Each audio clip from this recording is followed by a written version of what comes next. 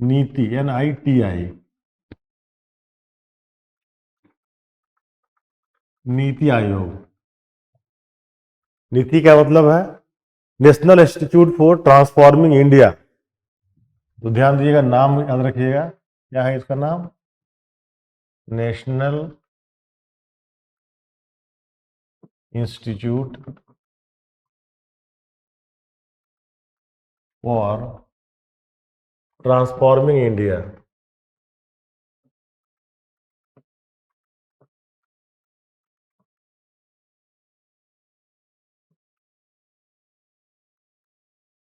राष्ट्रीय भारत परिवर्तन संस्थान, अगर हिंदी करेंगे इसको तो राष्ट्रीय भारत परिवर्तन संस्थान।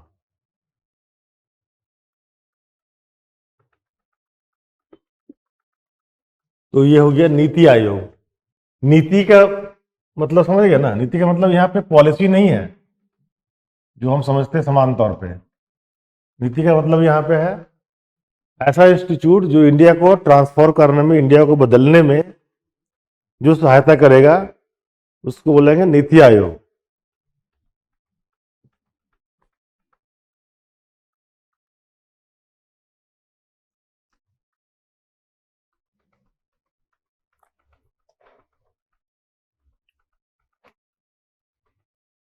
The Ayog was formed by a resolution of the Union Cabinet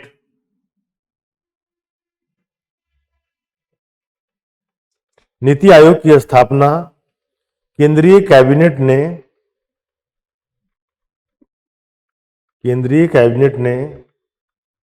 1 जनवरी 2015 को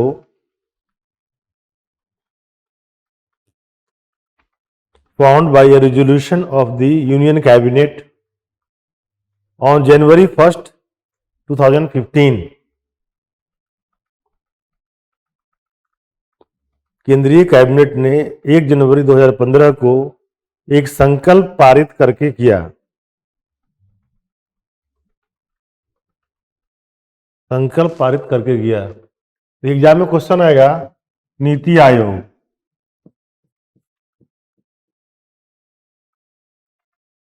है ना? लीगल बॉडी है,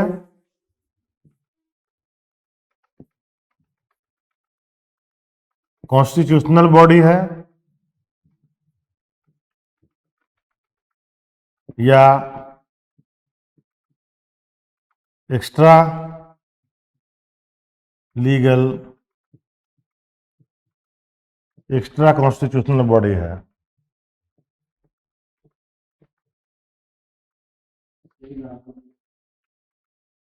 है ना?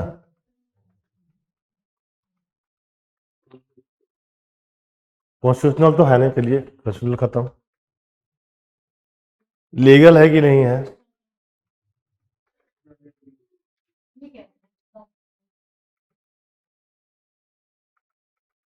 तो नहीं ये लीगल है, नहीं कॉन्स्टिट्यूशनल है ना? है ना? तो ये हो सकता है खाली एक ही दे उसमें, या दोनों दे दे, है ना? यही आंसर में करना है आपको। लीगल बॉडी नहीं है, कानूनी संस्था नहीं है, इसके लिए कानून नहीं पारित किया गया है। संविधान में तो खैर है ही नहीं, वो तो पहले भी नहीं था, योजना आयोग भी नहीं था, ये भी नहीं है। तो ध्यान क्या रखना है, ये बना कैसे, जो भी लिखा है आपको कैबिनेट के रेजोल्यूशन से बना है। ये कैबिनेट समझते हैं ना? किसको बोलते कैबिनेट से बताओ?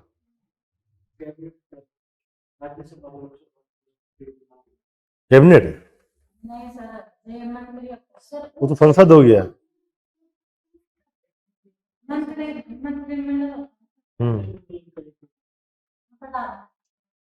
हाँ,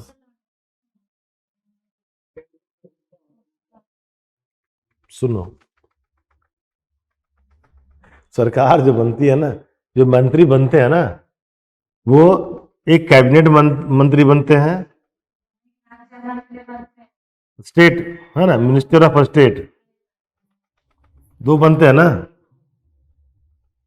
कैबिनेट में सिर्फ कैबिनेट मिनिस्टर होते हैं, समझे? तो जो कैबिनेट मिनिस्टर जितने भी होंगे, इसमें कौन होगा? PM plus cabinet minister, council नहीं, काउंसिल में तो पूरा आ जाएगा। पर ये संविधान को ऐसे नहीं पढ़ा जाता है, बहुत ध्यान देना पड़ेगा। तो एक वर्ड पे कौन सा वर्ड हम बोल रहे हैं, कौन सा लिख रहे हैं, क्या? अरे क्लास, सब कुछ क्लास में सीखोगे। अखबार में डेली आता है कैबिनेट ने ये डिसीजन लिया, कैबिनेट ने वो डिसीजन लिया। क्लास तो ठीक है, क्लास तो होगी, कोई ना कोई तो लेंगे ही ना कभी भी ना कभी। लेकिन ये तो ऐसे जा रहा हो ना, जो चीज अखबारों में आ रहा है उसको तो क्लियर रखो दिमाग में कि ये क्या चीज है ये। तो कैबिनेट में क्या होगा? Cabinet PM plus cabinet minister, इसको मिला के बनता है कैबिनेट। और एक होता है काउंसिल ऑफ मिनिस्टर। तो काउंसिल ऑफ मिनिस्टर में ये दोनों मिनिस्टर होते हैं शामिल, पूरा को मिला के बोलते हैं मंत्री परिषद, हिंदी में कहते हैं। कैबिनेट मिनिस्टर वैसे मिनिस्टर होते हैं जिनको कैबिनेट मिनिस्टर के रूप में उनको ओथ दिलाया जाता है। जब ओथ लेते हैं ना तो बोलते, उसी दिन बोलते हैं ना कि हम कैबिनेट मंत्री के रूप में शपथ ग्रहण करते हैं। तो राष्ट्रपति क्यों चुनेगा? वो तो प्राइम मिनिस्टर चुनता है ना।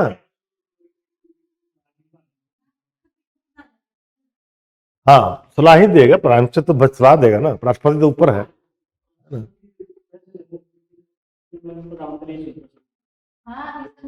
वो तो समझ गया, अंडरस्टूड है। प्राइम मिनिस्टर का प्रायोरिटी होता है कैबिनेट चुनना, उनको चलाना होता है देश। तो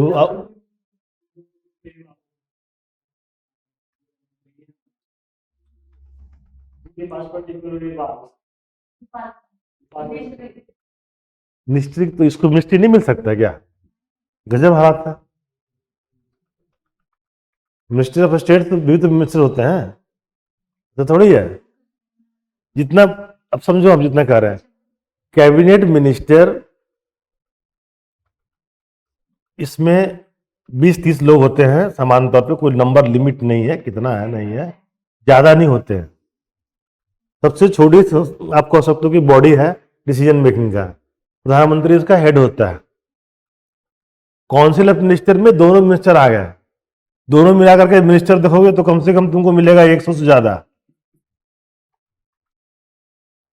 समझे? तो सारा मेजर डिसीजन कैबिनेट लेती है, न कि काउंसिल ऑफ मिनिस्टर। हालांकि संविधान में लिखा है काउंसिल ऑफ मिनिस्टर को डिसीजन लेना है, प्रैक्टिकली ऐसा नहीं होता। डिसीजन कौन करता है? कैबिनेट करता है। तो कैबिनेट ने क्या किया? एक संकल्प पारित कर दिया, एक प्रस्ताव पारित कर दिया, और नीति आयोग का फॉर्मेशन हो गया।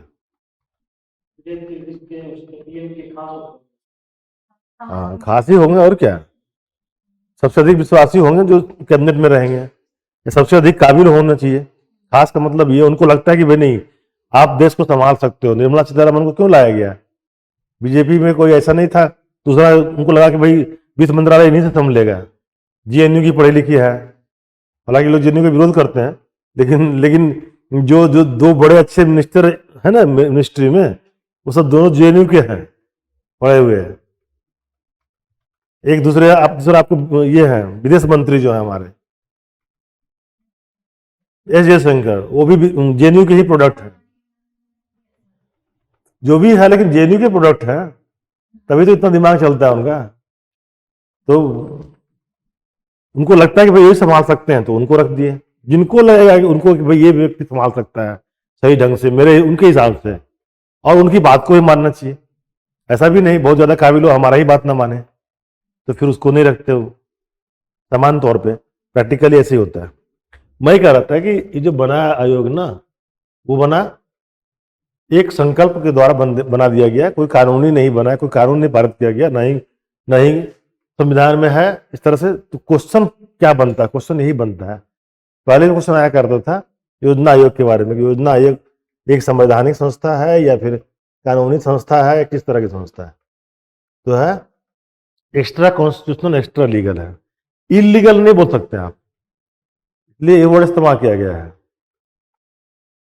ऐसा नहीं कि लीगल नहीं है तो इलीगल है, दुनिया में ऐसा नहीं है, होता है कि अगर कोई चीज लीगल नहीं है तो इलीगल हो जाएगा अपने आप। इलीगल कब होगा? जब लॉ उसको कहेगा कि ये इलीगल है, तब वो इलीगल होगा। इलीगल कैसे होगा? कानून ही नहीं उसके ऊपर है ना, ये तो कानून से बाहर है ना। That is why it is extra constitutional. जिस चीज के लिए कानून ही नहीं बना उसको अब इलीगल नहीं बोल सकते ना। बात समझिए आप। तो जब तक नहीं बना तब तक जो है वो लीगल है, इलीगल नहीं कर सकते उसको। कानून बन जाएगा तो इलीगल हो जाएगा।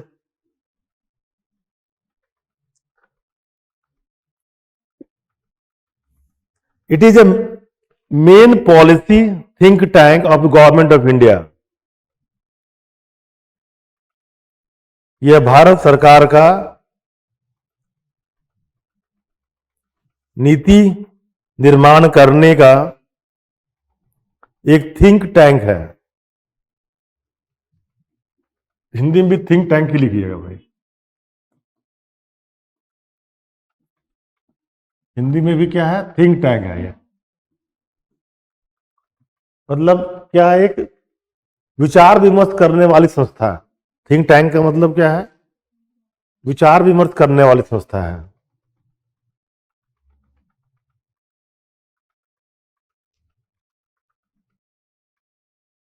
It gives directional and policy input. It gives directional and policy input in making a strategy and long-term policy। यह दीर्घकालीन नीति एवं रणनीति बनाने में, दीर्घकालीन नीति और रणनीति बनाने में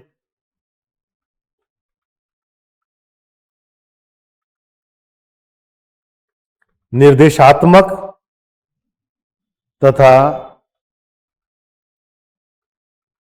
नीति संबंधी सलाह देता है। नीति संबंधी सलाह देता है।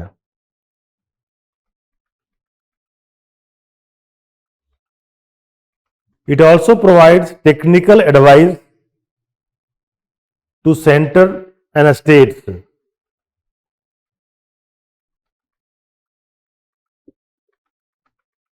Technical advice to centre and states.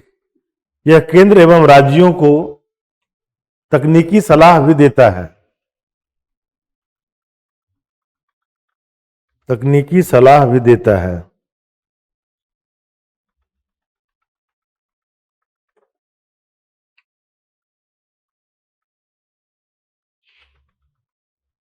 It also promotes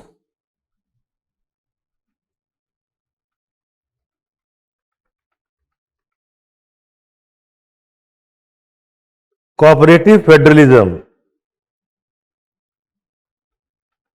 यह सहकारी संघवाद को बढ़ावा देता है। सहकारी संघवाद को बढ़ावा देता है।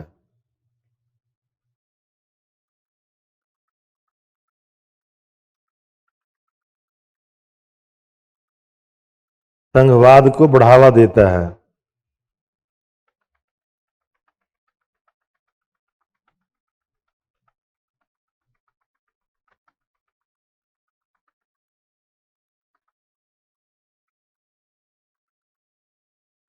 ये कंपोजिशन ऑफ नीति आयोग, नीति आयोग की संरचना या गठन।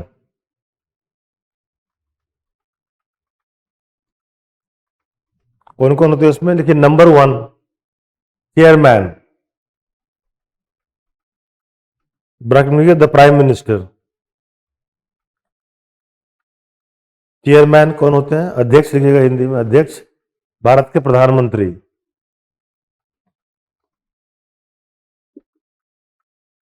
नंबर 2 गवर्निंग काउंसिल, हिंदी में लिखिए गवर्निंग काउंसिल।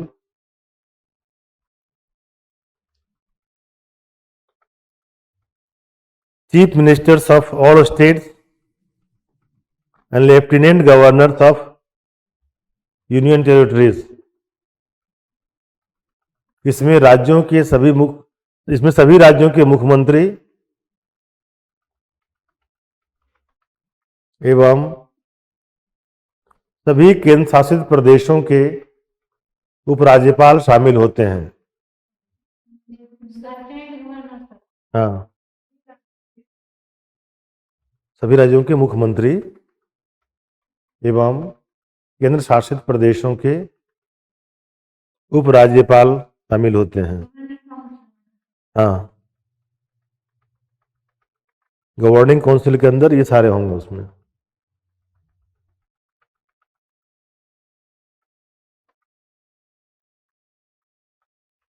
थर्ड है रीजनल काउंसिल, क्षेत्रीय परिषद।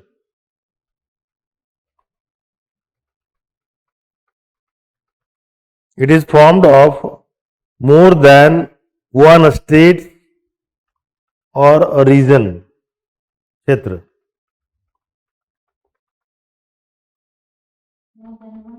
एक से अधिक राज्यों या क्षेत्रों से बनते हैं। Regional council, more than one state और a region.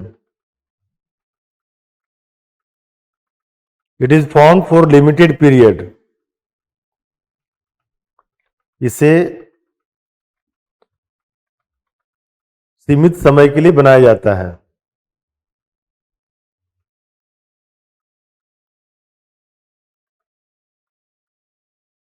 It is convened by the Prime Minister. Convened by, convene मतलब बुलाना, बैठक बुलाना। Convened by the CONVENED, convened by the Prime Minister. इसकी बैठक प्रधानमंत्री द्वारा बुलाई जाती है। It comprised of all CM and Lieutenant Governors of that region.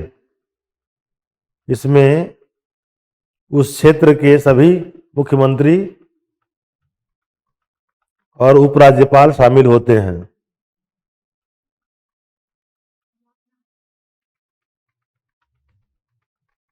Lieutenant governor of that region. एक एरिया होगा, कोई क्षेत्र होगा, मान लीजिए नॉर्थ ईस्ट है तो नॉर्थ ईस्ट के जितने सीएम होंगे, या अगर कोई यूटी उसमें है तो उसका लेफ्टिनेंट गवर्नर भी उसमें होगा। इस तरह से क्षेत्र बनेंगे। क्षेत्र एक विशेष कारणों से बनाया जाएगा कि विशेष परिस्थिति है, कहीं का है अलग से परिस्थिति है, तो वहां पे एक क्षेत्र बनाया जाएगा, रीजनल काउंसिल बनाएगा उनके लिए। फोर्थ है स्पेशल इनवाइटी, विशेष आमंत्रित सदस्य। विशेष आमंत्रित सदस्य, हाँ, इसमें हाँ स्पेशल इनवाइटी जैसे एक्सपर्ट, स्पेशलिस्ट्स, प्रैक्टिशनर इत्यादि, जिसमें विशेषज्ञ,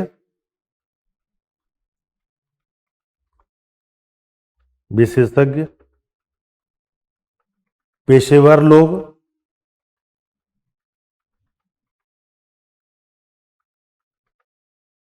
इत्यादि शामिल होंगे। They are nominated by the prime minister. वे प्राइम मिनिस्टर, प्रधानमंत्री द्वारा नामित होंगे। Nominated by the prime minister, प्रधानमंत्री द्वारा नामित होंगे।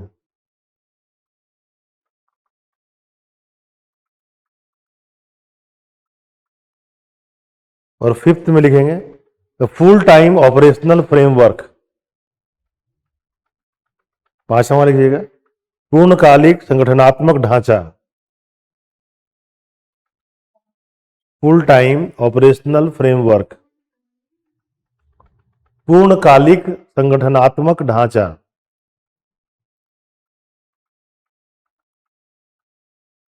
नहीं, इंग्लिश लिखो ना, हिंदी क्यों लिख रहे हो, सब बताओ।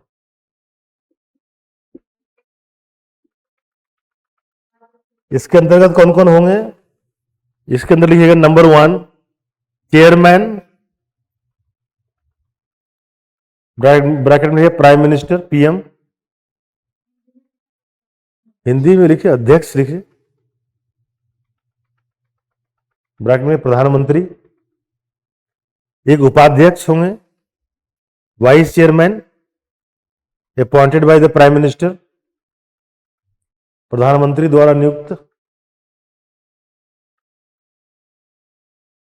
Third, part time member,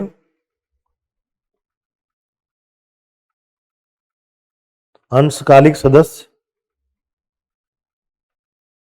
maximum 2, जो अधिकतम 2 हो सकते हैं।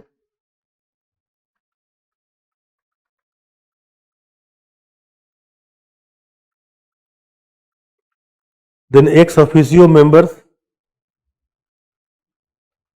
पदेन सदस्य, maximum 4।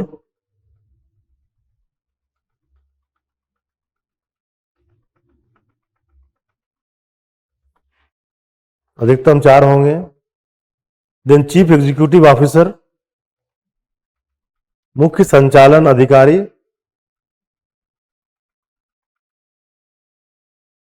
Appointed by prime minister, प्रधानमंत्री द्वारा नियुक्त। और लास्ट में सेक्रेटरी, सचिव, इफ नेसेसरी, यदि आवश्यक हो, यदि आवश्यक हो तो, ऐसे नहीं, सेक्रेटरी बनेंगे। ये हो गया इनका स्ट्रक्चर पूरा। तो इसमें तो एक तो देखो, ध्यान से इसमें देख लीजिएगा, देख, एक योजना आयोग का बैठक जब होती है ना, तो समान तौर पे जो पूर्णकालिक स्ट्रक्चर है उस वही काम करता रहता है। यानी कि प्राइम मिनिस्टर तो रहेंगे दोनों में, है ना। और जो बैठक होता है साल में, योजना आयोग का बैठक जो होता है साल दर साल, जो हर साल जो होती है बैठक, उसमें ऊपर से लेकर नीचे तक सारे लोग उसमें शामिल रहेंगे। और ये फंक्शन ऑफ नीति आयोग, नीति आयोग के कार्य,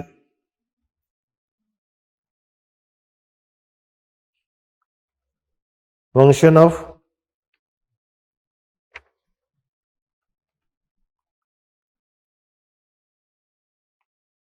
number 1, to act as resource centre and knowledge hub. पहले संसाधन केंद्र एवं ज्ञान केंद्र के रूप में कार्य करना। Act as resource centre and knowledge hub, संसाधन केंद्र एवं ज्ञान केंद्र के रूप में कार्य करना। Second, to design policy and programme framework, design policy and programme framework, आर्थिक नीतियों एवं कार्यक्रमों का खाका तैयार करना।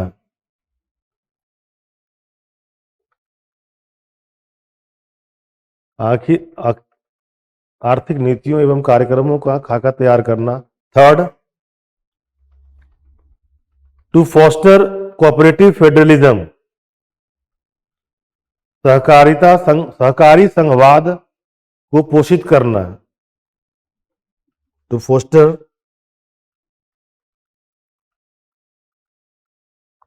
कोऑपरेटिव फेडरलिज्म, सहकारी संघवाद को पोषित करना। And fourth, to do monitoring and evaluation of programmes, कार्यक्रमों का निगरानी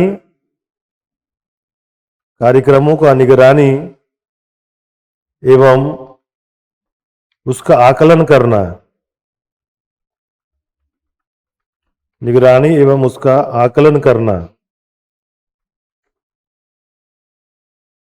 तो ये मेन का काम है। क्या क्या वो काम करेंगे, हिंदी में बोलते हैं, कार्यक्रमों का निगरानी और आकलन करना। तो ये मेन काम है योजना आयोग का। कोऑपरेटिव फेडरलिज्म क्या होता है जी, पता है कुछ? What is cooperative federalism?